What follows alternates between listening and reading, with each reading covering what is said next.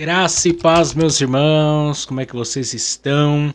Estamos começando aqui mais um episódio aqui da nossa série no Evangelho segundo escreveu Marcos. Hoje nós iremos tratar sobre o batismo de Jesus, o início do ministério terreno de Jesus. Hoje nós iremos meditar em Marcos, capítulo de número 1, versos 9 a 11, em que nos fala sobre a inauguração do ministério de Jesus. E se você ainda não acompanhou nenhuma de nossas mensagens aqui no Evangelho segundo escreveu Marcos, existe uma playlist aqui no nosso canal em que está disponível todas essas mensagens, desde a introdução do livro e os primeiros versos que nós já expomos, e você pode estar aí acompanhando, será muito abençoador com certeza.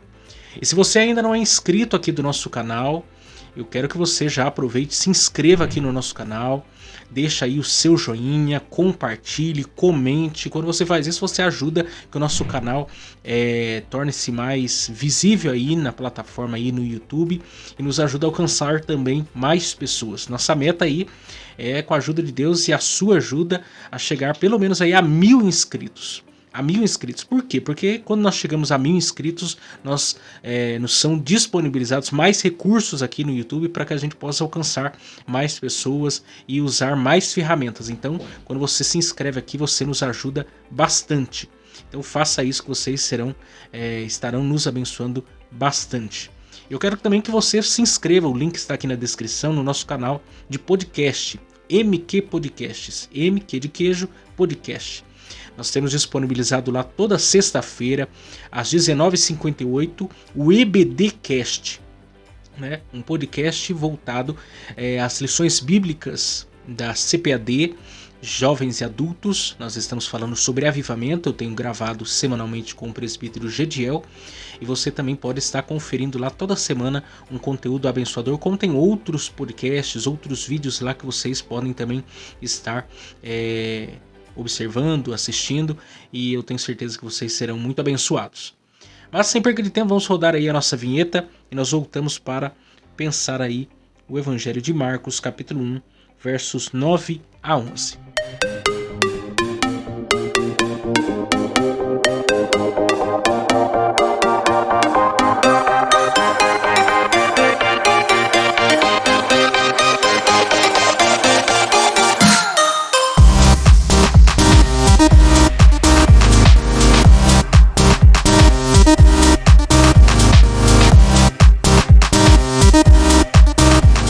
Bem, estamos de volta. Eu quero ler com vocês então Evangelho segundo escreveu Marcos, capítulo de número 1. Nós vamos ler aí os versos 9 a 11. Evangelho segundo escreveu Marcos, capítulo 1, versos 9 a 11, que nos dizem assim: E aconteceu naqueles dias que Jesus, tendo ido de Nazaré da Galileia, foi batizado por João no Rio Jordão. E logo saiu da água, viu os céus abertos e o Espírito que como pomba descia sobre ele. E ouviu-se uma voz dos céus que dizia: Tu és o meu filho amado, em quem me comprazo. Então, vamos meditar nesses versículos, nesse texto. Quando eu fiz 18 anos de idade, já tem um tempinho já, ano que vem vai fazer 10 anos isso já. Quando eu fiz 18 anos de idade, eu fiz a minha primeira viagem sozinho. Já tinha viajado, evidentemente, mas nunca havia viajado sozinho e nem mesmo para um lugar longe. E isso, eu decidi viajar isso em novembro de 2015. Na época, eu era dono da bicicletaria Planeta, lá no bairro do Mantiqueira. E na época, meu pai ficou me substituindo. Eu fiquei uma semana ausente, porque eu fui para o Rio de Janeiro para participar de um congresso, né, de liderança lá no Rio de Janeiro. E aproveitei para também fazer turismo na cidade. O evento começava às 17 horas e concluía-se às 21 horas. E eu fiquei 4 dias, né, e 5 noites. Né? Eu fui para lá numa terça-feira, voltei no sábado, depois do almoço, né? Peguei o ônibus para voltar. Então eu fui seguir uma aventura. Nunca havia estado no Rio de Janeiro, só sabia de Rio de Janeiro pelo que via na televisão, pelo que via na internet, mas não conhecia de fato a cidade do Rio de Janeiro. E fui para lá. O congresso, né, tive na época a oportunidade de conhecer muitos pregadores, né, muitos cantores conhecidos. Não me esqueço das ministrações que lá ouvi. Foi uma semana muito aproveitada, uma semana muito proveitosa para mim e foi muito bacana. Só que sempre acontece, né, um imprevisto, né? Sempre acontece algo que foge o script. E no penúltimo dia do congresso, uma quinta-feira, o evento excedeu-se no horário. E já era próximo das 10 horas da noite e ainda não havia concluído o evento. O evento que era para se encerrar às 21 horas, já era próximo de 22 horas, não havia se encerrado, então eu decidi ir embora. Tava tarde, eu pensei, eu preciso ir embora, não tem como ficar aqui mais. E fui embora mesmo o evento não tendo concluído naquele dia. Quando eu cheguei na estação, isso era no bairro da Penha, no Rio de Janeiro, quando eu cheguei na estação para comprar o bilhete, pegar o trem para voltar para o centro, onde estava o hotel, a mulher da bilheteria me fala para algumas pessoas que estão na frente que o trem que estava passando embaixo, a bilheteria em cima, a linha do trem embaixo, diz que o trem que estava passando naquele exato momento era o último trem que iria para o centro. Quando eu ouvi aquilo, eu confesso que deu uma gelada, porque imagina, eu caipira, pindense, o povo não sabe nem pronunciar o nome da minha cidade, Pindamonhangaba, numa cidade grande, sozinho, não sabe, não tinha toda essa tecnologia que a gente tem hoje, todo esse acesso à informação que a gente tem hoje, porque por incrível que pareça, mas de um ano para o outro a tecnologia avança de uma forma extraordinária, não tinha todo esse recurso que a gente tem hoje de Uber e etc. E falei assim, e agora, como é que eu vou voltar pro hotel? Gelei. E aí, pela providência divina, né, tinha um casal à minha frente que num dia antes já havia também perdido o trem e sabia onde pegava o ônibus. Então eles me conduziram, me ajudaram lá, pegaram o ônibus junto comigo também. Só que eles ficaram numa determinada localidade e eu fiquei mais adiante. E foi a minha salvação naquele dia, né? Foi o meu escape naquele dia. Mas imagina como que foi para mim aquela situação. Porque ir de trem, quem é do Rio de Janeiro sabe disso, é uma coisa. Você vai a linha reta, ok, glória a Deus. Agora, eu, quando fui de ônibus, que você entra em cada lugar, cada beco, cada lugar que você não conhece, você não sabe o que vai dar, confesso que a gente fica, gente que é de São Paulo, que vem de outro contexto, a gente fica assim com medo. E aquilo foi uma viagem marcante para mim. Aquilo foi um momento marcante na minha vida. E o texto que nós estamos aqui meditando, né, fala também de uma viagem. Fala de uma viagem que vai marcar a vida de Jesus, que vai ser um divisor de águas na vida de Jesus. É um momento, uma experiência de Jesus singular e que dará início ao seu ministério terreno. Ele que se criou em Nazaré da Galileia, sai de Nazaré da Galileia e vem para Jerusalém, às margens do Rio Jordão, para ser batizado por João Batista, que era seu primo, né? E que havia iniciado seu ministério 6 meses antes do ministério de Jesus. Ele vem com o propósito de ser batizado por João e ali iniciar o seu ministério terreno. E aí o texto do Evangelho de Marcos, capítulo de número 1, verso de número 9, começa dizendo: e aconteceu naqueles dias. E aqui o contexto ele é claro, né? Aconteceu o quê? No apogeu do ministério de João Batista. João Batista, eu falei na semana passada, está aí disponível a mensagem, iniciou seu ministério com 30 anos de idade, lembrando que João Batista e Jesus têm uma diferença de idade de 6 meses, e João Batista, ele inicia então seu ministério 6 meses antes de Jesus, como alguém que está preparando o caminho de forma diplomática até mesmo, está aplainando o caminho para a chegada de Jesus. né, como um rei que está indo para um determinado local, uma comitiva precede, né, a chegada do rei e aplana o caminho para a chegada do soberano. É o que João Batista fez no seu ministério. Por 6 meses, ele iniciou o seu ministério às margens do Rio Jordão, pregando o evangelho do reino de Deus, anunciando que viria um que era maior do que ele, era mais poderoso do que ele batizava com água, mas aquele que viria batizaria com o Espírito Santo, com fogo. Então, João Batista ele preparou o ministério, a chegada de Jesus naquele momento. Então, nós temos aqui, quando João Batista está no apogeu do seu ministério, Jesus então sai lá de Nazaré da Galileia e vem para ser batizado por João Batista para dar inauguração do seu ministério. Então nós temos aqui, primeiro ponto que nós podemos destacar dessa passagem é o início do ministério terreno de Jesus. Marcos, capítulo 1, aí, verso de número 9, continua dizendo que Jesus, tendo ido de Nazaré a Galileia, foi batizado por João no Rio Jordão. Então, 2 pontos se destacam aqui para nós. Primeiro, as origens terrenas de Jesus. Nós já vimos aqui, Marcos capítulo 1, verso 1, que a origem de Jesus é o Pai, é os céus. Mas o texto aqui nos apresenta as origens terrenas de Jesus, né? Nós sabemos aí que Jesus ele nasceu em Belém da Judeia, né? Depois ele foi levado para o Egito, lá fica por 2 anos, porque Herodes o Grande estava perseguindo as crianças, né?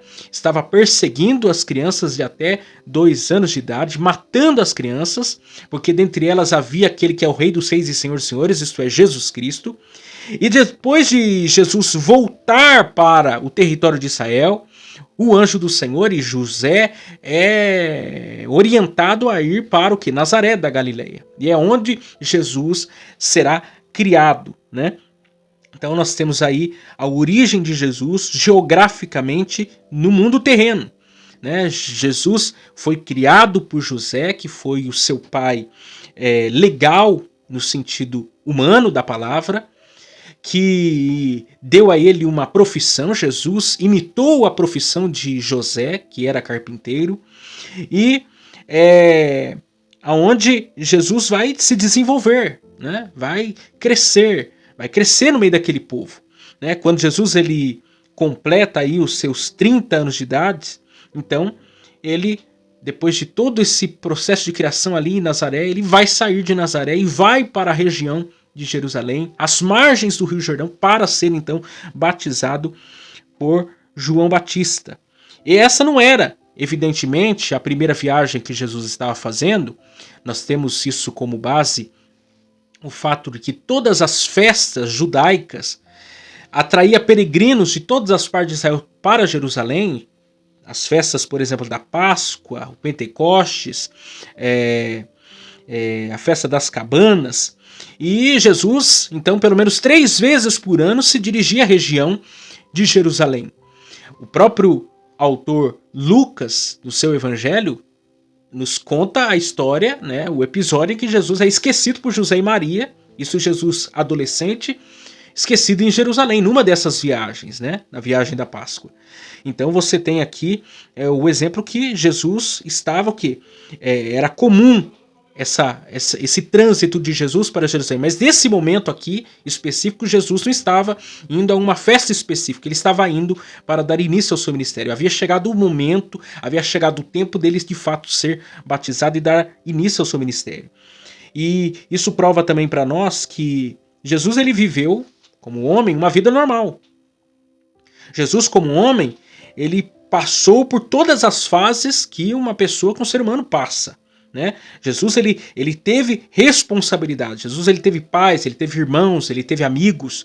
Jesus ele foi para a escola, ele teve uma profissão, ele se submeteu às autoridades civis da época, ele pagou impostos, né? Jesus ele era então 100% homem e 100% Deus. Mas Jesus ele comia, Jesus ele bebia, Jesus ele dormia, Jesus tomava banho, Jesus visitava amigos, Jesus viajava pelas cidades, Jesus fazia tudo que um ser humano comum e normal realizava. Jesus não era um ET, né? Jesus era um ser humano como qualquer outro ser humano. Jesus viveu nesse mundo e realizou tudo que um ser humano realiza, né? A única coisa que Jesus não fez foi o quê? Pecar. Do contrário, todas as demais coisas Jesus se submeteu, Jesus realizou. Então, isso fica claro aqui para nós, né? Nós temos as origens terrenas de Jesus. E como que as origens terrenas de Jesus nos ensinam aqui? O que nós poderíamos destacar aqui sobre as origens terrenas de Jesus? Primeira questão aqui, o primeiro ponto que nós podemos destacar é que Jesus ele não nasceu num berço de ouro. Jesus não nasceu num berço de ouro. Jesus, ele nasceu literalmente num curral, né? Quando nós pensamos no nascimento de Jesus, o Evangelho de Lucas é muito detalhista sobre isso, Mateus, nós percebemos que ele, como Rei dos Reis, como Senhor dos Senhores, não nasceu num palácio, ele nasceu numa manjedoura. Ele não nasceu entre os poderosos, ele nasceu entre os simples, entre os animais, né? Até há uma citação que eu acho muito interessante, que diz o seguinte: há homens que querem ser políticos, há políticos que querem ser reis, há reis que querem ser deuses, mas Deus deixou a sua glória e veio ser homem. Somente Deus deixou a sua glória para ser homem. Jesus, diferente dos homens da terra que querem ser políticos, querem ser reis, querem ser deuses, que querem estar em palácios, que querem ser tratados como deuses. Não, aquele que é o Deus verdadeiro humilhou-se a si mesmo, fez-se carne, habitou entre os homens e nasceu não no palácio, mas nasceu numa manjedoura. Veja como há um contrassenso do que é de fato o verdadeiro rei, o verdadeiro Senhor. Jesus é o maior exemplo de humildade, né? Eu já falei em outras oportunidades que a encarnação de Jesus, e C.S. Lewis é que usa essa expressão, que como que nós explicamos a encarnação? Imagine que você seja materializado num micróbio, num verme. Imagine o Deus Todo-Poderoso, Criador dos céus e das terras, autoexistente, soberano, todo-poderoso, que possui todos os atributos comunicáveis e incomunicáveis. Ele despe-se da sua glória. Ele faz-se homem, ele entra na história como um homem. Ele que tinha tudo ao alcance do poder da sua palavra. Ele simplesmente fala todas as coisas, vem à existência. Os anjos o adoram 24 horas por dia. Ele despe-se da sua glória e ele vem habitar entre nós. Isso é o que? Para salvar o que? A mim e a você. Isso mostra a humilhação de Cristo. Isso mostra um Deus humilhado para salvar, para resgatar toda a humanidade. Segundo, Jesus não cresceu no meio da elite de sua geração. Nazaré era uma cidade longe da elite de Jerusalém. Nazaré era uma cidade da periferia. Jesus não nasceu em Jerusalém, entre os rabinos da capital. Jesus, ele nasceu o quê? Longe do templo, ele nasceu longe do palácio, ele nasceu longe dos poderosos da sua época. E ele foi o quê? Ele foi criado entre quem? Os humildes, os simples.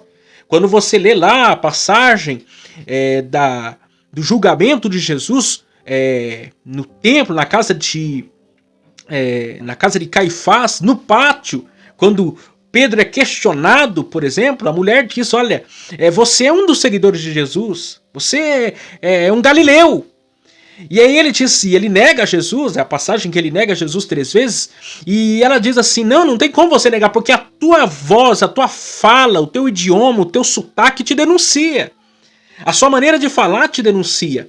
Inclusive a passagem de Atos dos Apóstolos capítulo 2, a descida do Espírito Santo, o Pentecostes, pessoas de várias nacionalidades em Jerusalém para a festa de Pentecostes, e houve a descida do Espírito Santo, eles falaram em novas línguas, e o questionamento foi: não são todos estes galileus? Em outras palavras, esse povo não é um povo iletrado?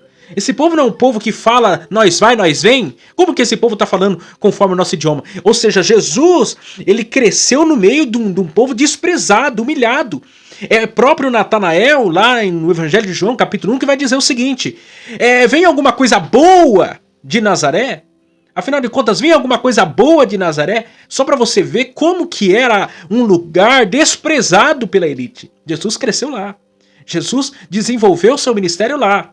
E isso era cumprimento, inclusive, das promessas feitas aos profetas lá no Antigo Testamento. Terceiro, Jesus não se isentou de suas responsabilidades humanas.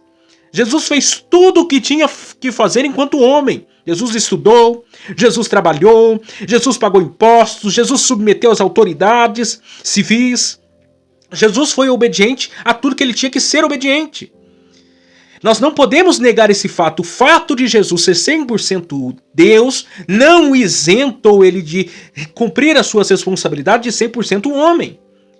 De 100% homem. Quarto, Jesus se submeteu ao tempo de Deus para o cumprimento das promessas feitas a ele quanto ao seu ministério público. O Evangelho de João, por exemplo, nós encontramos por diversas vezes a fala que Jesus não veio fazer a sua vontade, ele veio fazer a vontade do Pai. Jesus, como homem, submeteu-se à vontade do Pai. Ele não veio cumprir a sua agenda, ele veio cumprir a agenda do Pai. Jesus não veio fazer a sua vontade, ele veio fazer a vontade do Pai. Jesus é o servo obediente. Jesus veio para ser obediente. E obediente, diz Filipenses, até a morte e morte de cruz. Em tudo ele foi o que? Submisso ao Pai. Em tudo, como homem. Segundo ponto que nós observamos aqui é o quê? O encontro de Jesus com João Batista. Quanto às verdades que nós podemos destacar da formação de Jesus. Nós temos aí o encontro de Jesus com João Batista. Então Jesus ele saiu da Galileia, foi ao Rio Jordão para se encontrar com João Batista. Esse encontro que havia sido marcado desde a eternidade. Desde a eternidade havia uma promessa que o pregador e a mensagem se encontrariam. João Batista era o pregador, Jesus era a mensagem, era o verbo encarnado. A promessa que Jesus viria se concretizaria. Aquele momento era um momento épico. Esse encontro de Jesus com João Batista era marcante. Como nós vemos em outros momentos nas Escrituras, de sempre ter um encontro, por exemplo, Moisés, você tem Josué. Josué teve encontro com Moisés. Você tem no período dos juízes, né? O aparecimento de vários juízes. Nós temos um lá que é destacado, Samuel. Você tem Eli, você tem Samuel. Você tem Elias, você tem Eliseu. Sempre nós encontramos pessoas se encontrando, porque ninguém começa um ministério sozinho. Esse encontro de Jesus com João Batista é épico, ele é importante, ele é decisivo. Ele é importante. Se você ler lá o Evangelho de João, capítulo de número 1, você vai perceber que os primeiros discípulos de Jesus, João e André, eram antes discípulos de João Batista. E nem por isso, quando João já declara eis o Cordeiro de Deus que tira o pecado do mundo, João e André vão buscar saber quem era Jesus. Deixam de ser discípulos de João para ser discípulos de Jesus. E não há ciúmes, não há contenda, não há dificuldade. Por quê? Até os fariseus tentam criar contenda entre os dois, porque chega um dado momento que os discípulos de Jesus batizavam mais do que os discípulos de João. E nem por isso há uma rixa entre os dois. Por quê? Porque os dois estão cumprindo o mesmo propósito. João é quem diz, olha, eu não sou digno de ir abaixando, desatar as sandálias dos pés de Jesus. Mostrando e provando que ele não estava vivendo o ministério para si, mas para a glória de Deus e para o cumprimento das promessas da vida de Jesus. Esse encontro, então, é um encontro importante, um encontro decisivo na vida e na obra de Jesus Cristo. Segundo, nós temos o batismo. A inauguração do ministério de Jesus. Observe aí comigo o texto. Marcos escreve. E aconteceu naqueles dias que Jesus, tendo ido de Nazaré da Galileia, foi batizado por João, no Rio Jordão. E logo que saiu da água, viu os céus abertos e o Espírito como pomba descia sobre ele. E ouviu-se uma voz dos céus que dizia, tu és o meu filho amado, em quem me comprazo. Os demais evangelhos nos ajudam aqui a compreender esse acontecimento tão importante no ministério de Jesus, na vida de Jesus. O próprio apóstolo João, escrevendo em seu evangelho, diz que João Batista começou esse evento fazendo algumas declarações sobre Jesus. Primeira declaração que João Batista faz. Ele faz a declaração que Jesus, mostrando a identidade de Jesus, quem era Jesus. Quando você lê lá o texto de João, Evangelho de João, capítulo 1, verso 29, diz: no dia seguinte, João viu Jesus que vinha para ele e disse: eis o Cordeiro de Deus que tira o pecado do mundo. João Batista está olhando para o horizonte, está vendo Jesus se achegar até ele. E ele diz aos presentes que ali estavam: olha, está chegando o Cordeiro Imaculado de Deus. E está chegando aquele que vai tirar o pecado do mundo. Está chegando a oferta e está chegando o ofertante. Ele mostra que a identidade de Jesus. Afinal de contas, quem é Jesus? Jesus é o Cordeiro de Deus. Jesus é o Cordeiro aceitável diante de Deus. Jesus é o Cordeiro que dará expiação aos pecados de todos os eleitos de Deus. João Batista aponta para Jesus e revela quem Jesus é. Jesus é aquele que dará sua morte sacrificial e substituta para a salvação de todo aquele que nele crê. Ele nos apresenta Jesus em sua identidade, em sua essência, quem de fato que é Jesus. Segundo, dizendo que Jesus era Deus. Olha só o que diz João, Evangelho de João, capítulo 1, verso 30. Este é aquele do qual eu disse: após mim vem um homem que foi antes de mim, porque já era primeiro do que eu. Ou seja, João fala aqui da divindade de Jesus. João não estava aqui dizendo que ele era, na verdade, criação de Jesus. Pois antes dele, Jesus já era. O que? João lembra que Jesus é o verbo encarnado. Jesus é o princípio primogênito dentre os irmãos. Jesus é o Deus invisível, visível a todos os homens. Ou seja, ele está dizendo assim: vocês estão vendo quem que é esse aí? Então, ele é antes de todas as coisas. É o que diz lá Colossenses capítulo 1. Ele é aquele que é desde o princípio. Ele é o primogênito dentre todos os irmãos. Nele tem o que? Toda a preeminência. Ele é Jesus, ele é Deus. Ele está dizendo que Jesus é o quê? É o próprio Deus que se fez carne. É o próprio verbo que se fez carne. Jesus é Deus. Terceiro, dizendo que o seu ministério era o atestado que Jesus era o Cristo. João 1,31 diz: e eu não o conhecia, mas para que ele fosse manifesto a Israel vim eu.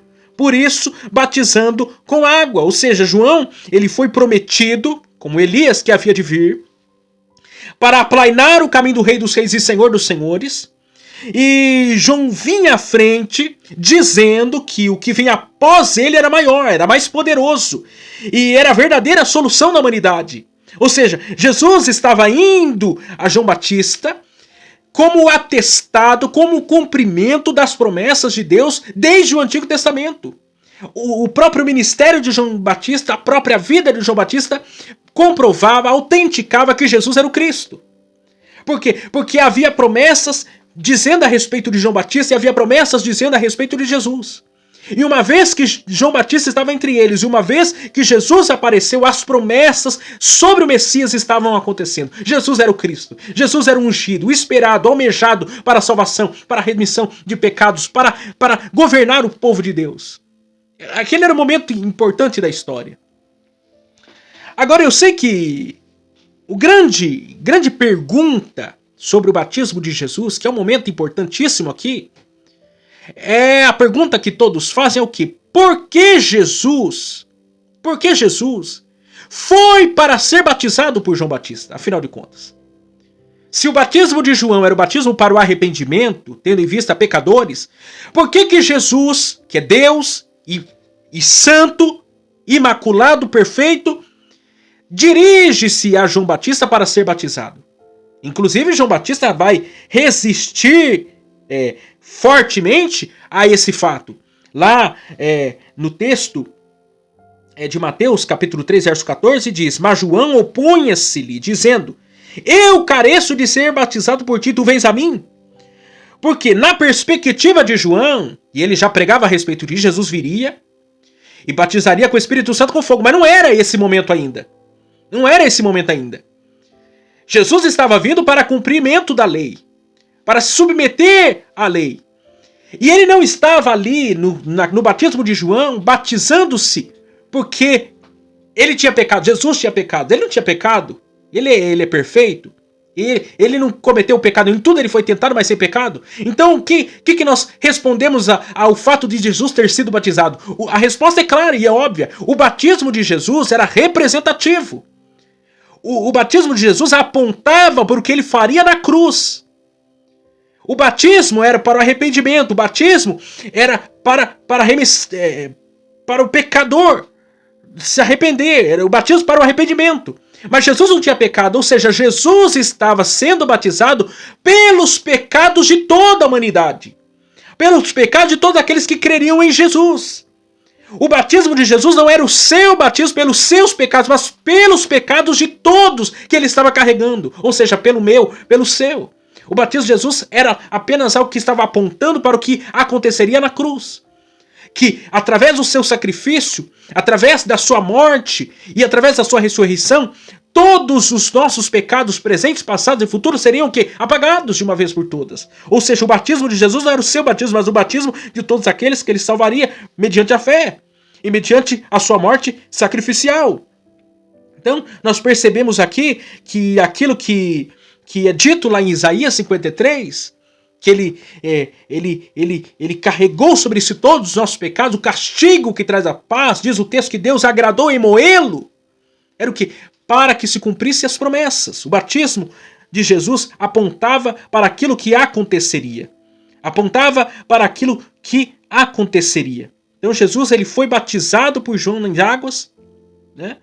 Esse momento importante, que é o momento da unção de Jesus, porque Jesus entra nas águas, e a prova de que o batismo de Jesus foi por causa dos nossos pecados, não por causa dos seus, é o que acontece na experiência do batismo de Jesus.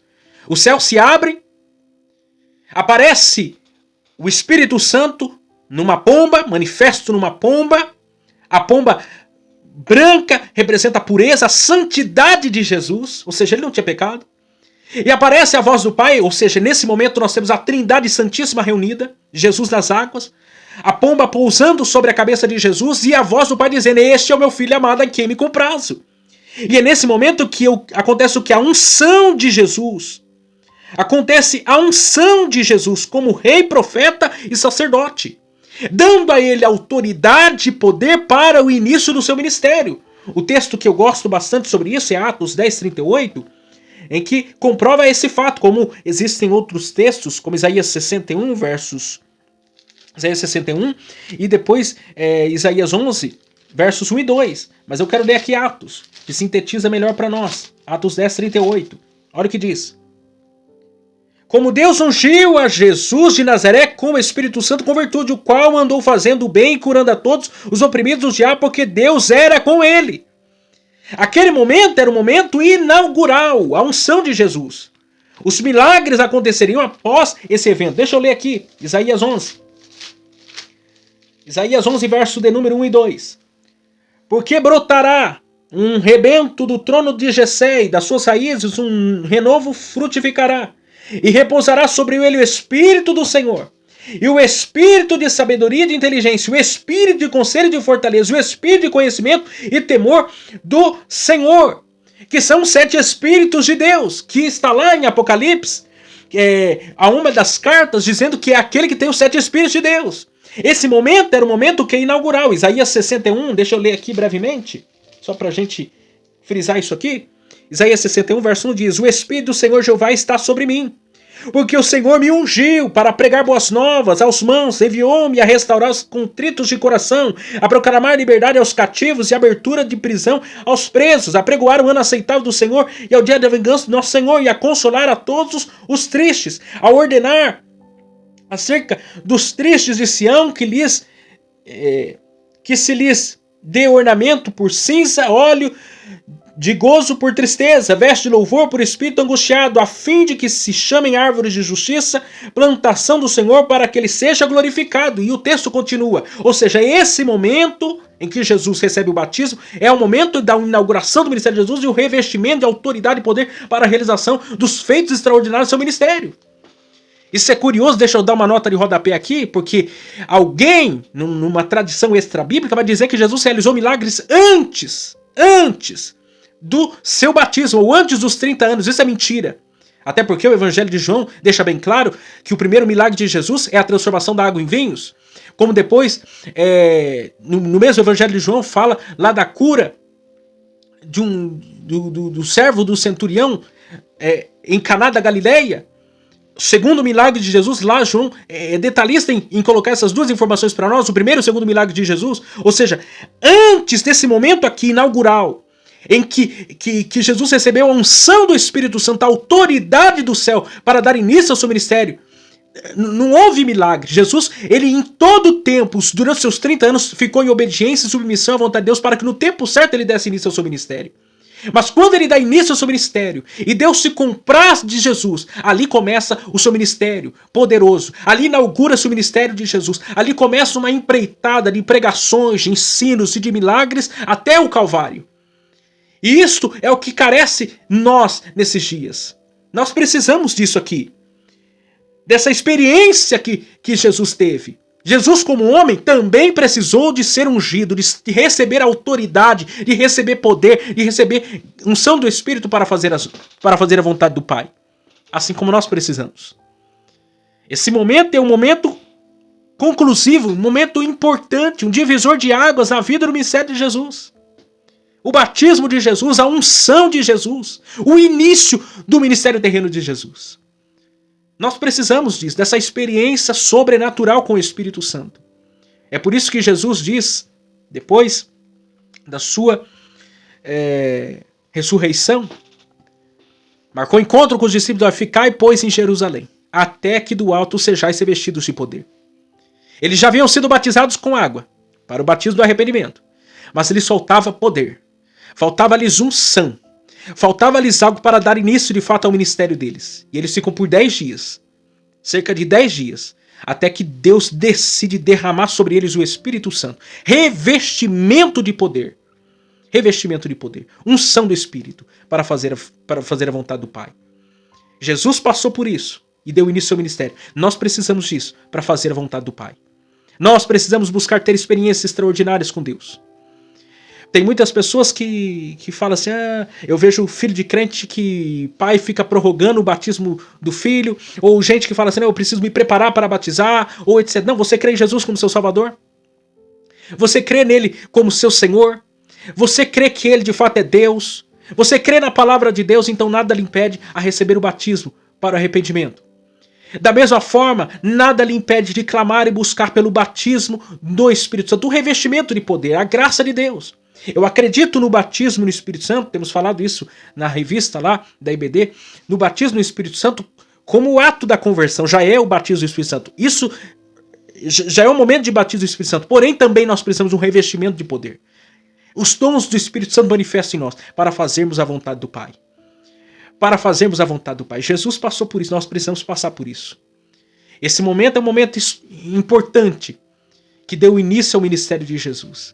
E daí para frente nós veremos nas próximas semanas que Jesus dá início ao seu ministério e não pensa que depois desse momento tão importante de Jesus, tendo ali recebido o agrado do Pai, as palavras de aprovação do Pai, a unção do Espírito, não significa que tudo foi flores. Dali ele foi retirado pelo Espírito Santo para o deserto, para ser tentado pelo diabo. Foi tirado do momento de glória e exaltação para um lugar de provação, de teste. Foi para o deserto. Então, nós vamos ver semana que vem, se Deus assim nos permitir, o Evangelho de Marcos, falando sobre o momento da tentação de Jesus, Jesus no deserto. O Espírito conduzindo, porque às vezes a gente pensa que o Espírito só tem que levar a gente para Disney, parque de diversões, para o shopping, para o McDonald's, Burger King, não. Ele nos leva também para o deserto. E não para ter um encontro com o vereador, com o prefeito, com o rei, com o imperador, não. Com o diabo. Para ser tentado pelo diabo.